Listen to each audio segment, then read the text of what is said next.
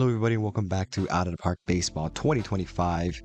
It is the All-Star break, and we are 50 and 46, 1.5 out of the division. The Astros in front of us thus far, the Angels about one game behind us, and the midseason goals and top prospect list has come. So John Stanton, with his goals, he is fine that we are 45, or that we were 45 and 35, although obviously the record has went down, a little bad juju in July. Our stolen bases hasn't went up, which is a little worrisome, but he is glad that we brought in Villalobos. Our fan interest is pretty low for some reason, so he hopes that we can get that up going down the stretch of the season. Looking at the top 100 prospect list now, these are the top 10. No Mariners in the top 10, but if we sort it by teams and look over here, Mike Burke is number 95. He has gone down a little bit in development, which is a little sad to say because he looked very, very good. He's still a good prospect though, so that is nice. Another prospect, another bat on the top 100 prospect list is Eric Fenema.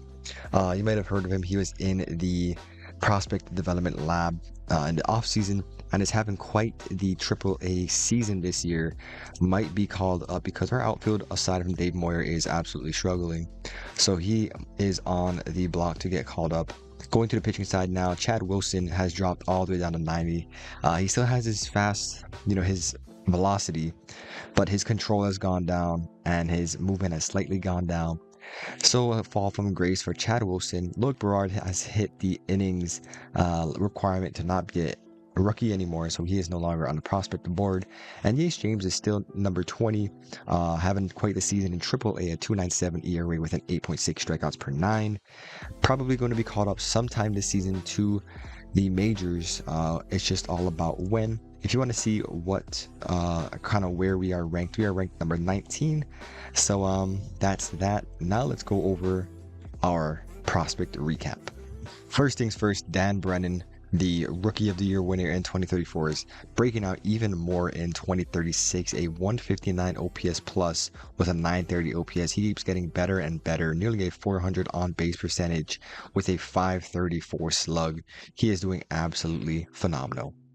Steve Harris also his last year as a prospect, in my opinion, a 110 OPS plus, popping out 13 bombs thus far before the All-Star break, a 454 slug equaling out to a 760 OPS.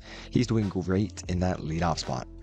Pat Holland, somebody we've had our eyes on for a long time, is having a great season in AAA, but thus far in the majors, he just hasn't figured it out yet.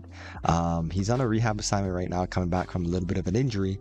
So depending on how he does, he might be back on a major league roster.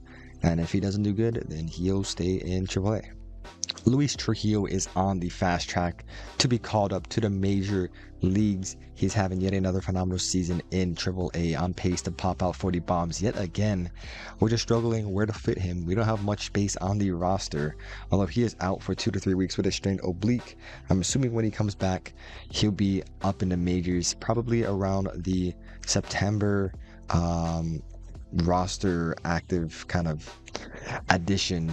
He'll be probably one of them. Mike Headley is also another first base prospect. He has nice contact potential and is showing it, a 427 on-base percentage in AA. We'll probably have him be called up to AAA soon. Amari Jennifer is one of our top pitching prospects in the farm system. He is in AA right now and putting up some numbers. We'll probably finish the year in AAA, and he has a bright future in front of him. A good pitch mix, good control rating, and good stamina. He looks like a good guy. Although I did go over him in the prospect recap, I didn't really go over his stats. In high A, or I guess A ball, Mike Burke tore it up, a 162 OPS plus with a 926 OPS. He did dip down before getting called up to high A, and it is showing a little bit. He still has great statistics, but his ratings has gone down a little bit. I do expect him to be kind of the same player in high A, and I hope that he can finish the year in AA. Jimmy Fraley is somebody I have my eyes on. He popped up on my radar. He had a nice He had a nice season in A-ball, a 375 on-base percentage with a 512 slug, and that brought him up to high A-ball, where he is continuing to go on that rampage. Hopefully he can continue that going further into the season. Lastly, Desiderio Felicimo, our international free agent signing 2 years ago, is in A ball. He was in rookie ball not too long ago, the Dominican League as well, and he's finally made it to our kind of former farm system. He's a lefty starter, has an 8.6 strikeouts per nine. The thing to worry about him is his Ks, or his walks per nine. He is currently at a 5.4, 23 walks on the season compared to 37 strikeouts. Hopefully he can get it going. His pitch mix isn't all too amazing. A slider, a sinker, and a cutter. Maybe in the offseason he can get that changeup going, but he does look like a solid lefty prospect. But yes, it is the All-Star break, which means we have to reveal which of our Mariners have been picked for the All-Stars. Going off on the pitching side, we can see Zaven Chen has made it. I believe that is his second All-Star, so good for Chen. Going down a little more, we have Dan Brennan making his first, popping off at the first base position. Could potentially win his first Silver Slugger as well. We'll see how he keeps that up. Steve Harris has also had his first kind of all-star appearance, so good for him. He's slashing very, very nicely. And lastly, of course, Dave Moyer, who is tearing it up, a 6.6 WAR with a 204 OPS plus. You thought Dan Brennan was getting better and better. This guy's getting even better. He's putting up Mike Trout numbers, Gold Gloves. I mean, potentially better than Mike Trout. I don't know about that, but he is putting up some great numbers. Now looking at the prospect all-star game, I believe we only have two, one of them being Yates James, of course, our highest rated prospect, and the other one being Mike Burke. So they are both in the prospect all-star game. Lastly, I do have to announce that Dave Moyer has won the 2036 Home Run Derby at his very own home T-Mobile Park. So good for him. Hopefully we can have a healthy team going forward, because as we can see here, well, I guess they're all off of the IL now, but we had quite a bit of people. Some people are on rehab assignments. Carlos Jast had a setback in his comeback, so that sucks. He's probably going to miss the rest of the season. But yes, hopefully we can have a healthy rest of the season going into the trade deadline. So it is August 5th, 2036. We are 56 and 50, 6 games over 500, and 2.5 in the lead in the AL West division. The trade deadline has passed. Let's go over some of the moves that we have made. So first things first, I acquired Dave Giordano from the Texas Rangers. He was putting up decent numbers with the Rangers, but our starting staff was very, they just weren't really that good. And I think Dave Giordano is going to help level out that staff and lengthen us for the playoffs. Now in that deal, we gave up Wilfredo Pluma. He is a lottery ticket catcher that we our scout discovered in Panama. He's going to be with the Rangers going forward. And next, Loic Berard is going to be on the Rangers for the rest of the season, at least. Yeah, at first I was very hesitant to make this trade, and as I told you guys, Loic Berard, last time I saw you, he was doing a rehab assignment. We sent him on a rehab assignment, and during his rehab assignment he got injured and tore his labrum. So, you know, him and Dave are kind of the same player. Loic Berard does have more injuries. Loic Berard is younger, but Dave is established. So I'm going to take Dave over Loic Berard. If Loic becomes a great pitcher, then good for him. But for the time being, I'm going to choose Dave Giordano over Loic Berard. My next trade was for Luis Matos. Now he is injured at the moment. Hopefully it's not anything too big, but this will help lengthen our outfield. He was putting up good numbers in San Francisco. Hopefully he can replicate it over here in Seattle. In that trade, we gave up a lottery ticket pitcher, Frank Loa. He is in his second year in the DSL, or he was with the Mariners in his second year. He put up horrible numbers, in my opinion. The righty's going to be with San Francisco going forward. And in the deal, we also gave up Jim Whitmore. None of these trades wouldn't have been possible without trading some people for cash relief, and this was one of those guys. So Jim Whitmore, we thank him for his contributions to that 2031 championship. and everything is done after that. But he's going to be with the Giants going forward. And lastly, in the deal, Woo-Suk Go. He was putting up great numbers in the first half of the season, but in the second half, he's been tumbling down slowly. He has struck out a bunch of people still, but his ERA has inflated over the past month and a half, I would say. And he's due $12 million this season. So I traded him to San Francisco to relieve some cash to acquire Dave Giordano and Luis Matos. And a small update, Jimmy Neal was sent to the 10-day IL because of shoulder tendonitis. He should be back as soon as he is available. But yes, in the month of July, we went 12-14, under 500 by 2 games. That's a little worrisome, especially with Edgar Ugalde at the end of the second half of that month. But we went under 500 regardless. Our pitching staff seems to have gotten worse. Our bullpen ERA is 14th in the league. Starters ERA went up to 10th, and pretty much everything else went up as well. Strikeouts, we are getting more strikeouts. We are walking more people, and our defensive efficiency is not good. So hopefully our offense can carry us to the playoffs, because they are the team. They are the ones who are pushing this team over the hump. Our slugging is first. Our batting average is second. Our on-base, our OBS is 4th in the league, and we hit the most home runs out. We hit the second most extra base hits out. We don't walk, and we strike out a lot, but we're somehow doing it. And you may be wondering, who did we replace Woo-Suk Go with in the bullpen?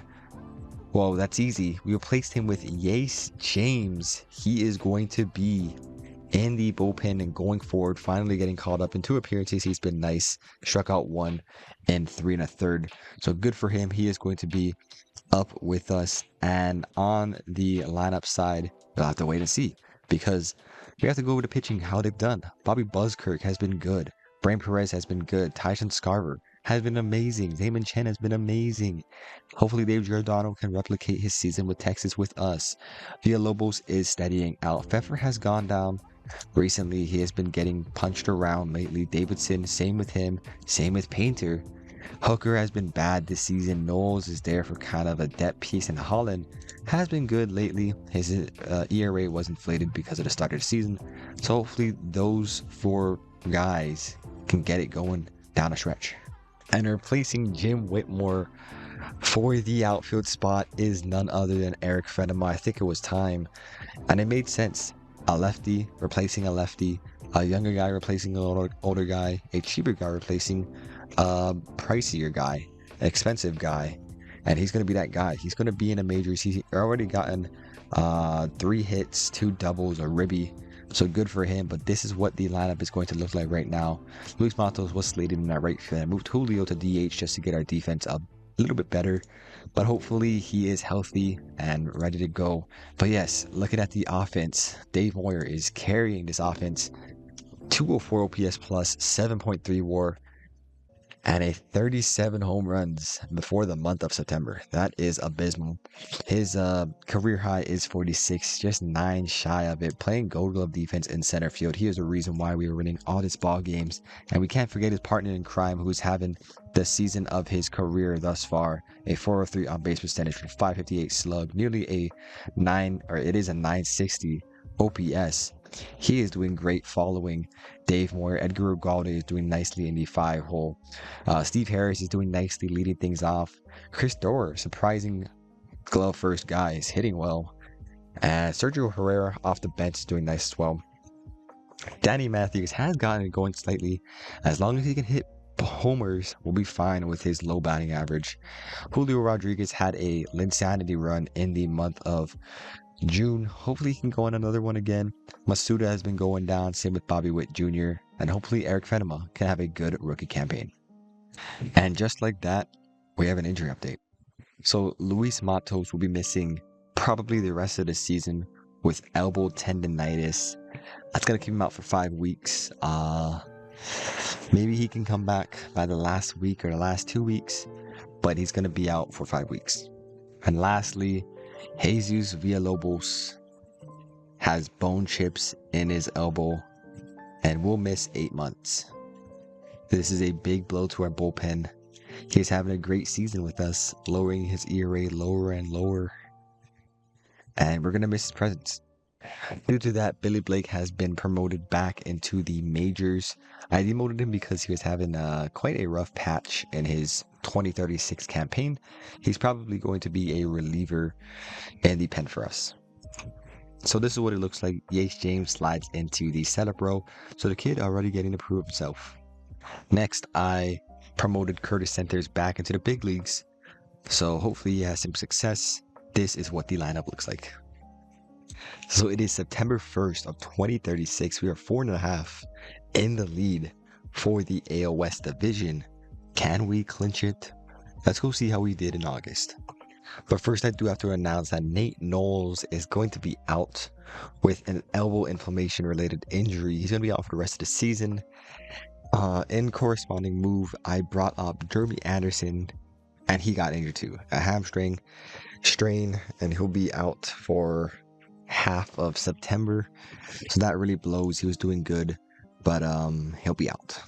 Now in the month of August, we went 16-12, another winning month. Very, very nice. Looks like Dave Giordano and Yates James helped out with the ERA and the pitching stats because everything looks better. The walks looks lower. The strikeouts seems to have gotten higher, which is good. Our defensive efficiency has gotten better as well. Looking at the batting side, we are 4th in batting average, 1st in slugging, still doing great in every category that we led in the last time we checked up, which is very, very nice. We are actually 14th in stolen bases. Hopefully we can keep that going and make our owner happy before the season ends. Now this is what our bullpen looks like. I brought Joe Martin back up just to kind of lengthen our bullpen. He's going to be our September call-up. An old friend, Carson Brumbo, I claimed him off of waivers because we just needed somebody, and he was the guy. So he's going to be on our team yet again. He had a great 5 relief appearance with the Yankees. Hopefully he can do that with us. But yes, going off of the bullpen, Yates James have been phenomenal in 13 innings pitched, striking out 6, walking 4 though, so that is a little concerning. Brain Perez is going on a hot streak thus far. Zaman Chen as well, paired with Dave Giordano, is doing phenomenal. The righty-lefty combo is doing great. Tyson Scarver is doing great as a 4-starter as well. I guess 5-starter now. Bobby Burzkirk is kind of the only other reliever that's doing good, but everybody else is falling off a cliff. So hopefully they can clutch up before we potentially make the playoffs. And on the batting side, Jimmy Neal came back from his injury, so he is the full-time DH yet again. And I brought up Luis Trujillo as our September call-up guy. He's a number 97 prospect now.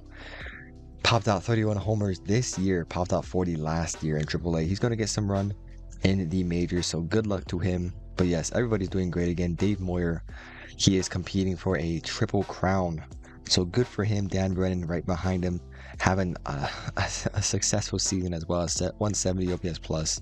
Very, very good. Edgar Ugalde right there up with them. Chris Thrower has been good from the backup catcher role.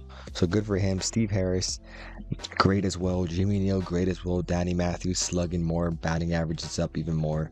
Venema's been decent since we've caught him up. Julio has been going on a hot streak recently. And that's kind of been it. The rest has to get it going. Bobby has to get it going. Masuda has to get it going. But Sergio Herrera, our waiver wire pickup as a utility guy, has been pretty decent in the appearances thus far. This is what our schedule looks like for the month of September. And in October, we have one more series against the Angels. If we can look at our standings and team by team, we can see that we actually won the season series against the Astros, so we do have a tiebreaker. And going to the pennant chase, our magic number is 28, which means we are close to clinching. Hopefully we can do it, man. It looks like we are going to be getting the 3 seed though, because Kansas City is doing better than us, and so is the Yankees. Unless we can go on a hot streak, maybe we can snag that 2 seed and have a bye. Alright, it is October 7th, 2036, and we have officially clinched the AL West. It took us all the way to the last 2 days of the series. The Astros were just on our tail, and we just going on a big losing streak in the month of October. But regardless, we have won the division, let me show you guys our playoff roster. Before I show you guys the playoff roster, look at our injured list. Pat Holland is injured. He'll be gone for the playoffs. Yay shame, he tore his meniscus in late September. He's going to miss the playoffs.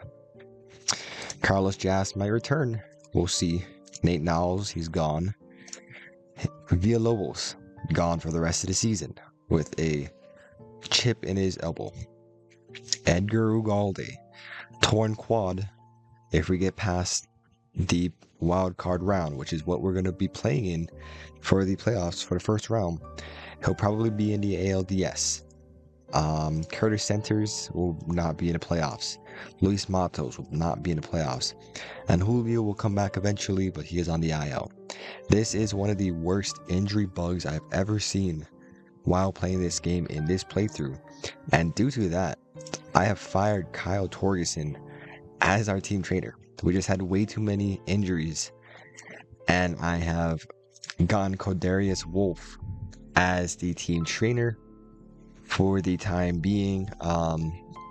It really made me just angry. I just didn't really know how so many people were getting angry. How so many people were getting